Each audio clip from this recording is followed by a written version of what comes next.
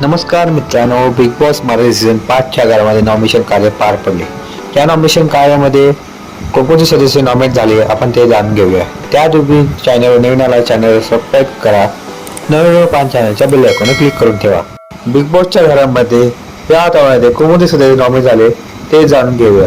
त्यामध्ये पहिले नाव आहे, जो सदस्य नॉमिनेट झाला त्याचं नाव आहे अभिजित. दुसरा सदस्य जो नॉमिनेट झालेला आहे ती आहे निक्की. तिसरा सदस्य जो घराबाहेर जाण्यासाठी नॉमिनेट झालेला आहे तो आहे आरबार. तर चौथा सदस्य आहे जो घराबाहेर जाण्यासाठी नॉमिनेट झालेला आहे ती आहे म्हणजे आर्या.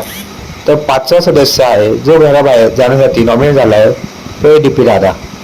सहावा सदस्य जो घराबाहेर जाण्यासाठी नॉमिनेट झाला आहे तो आहे सूरज.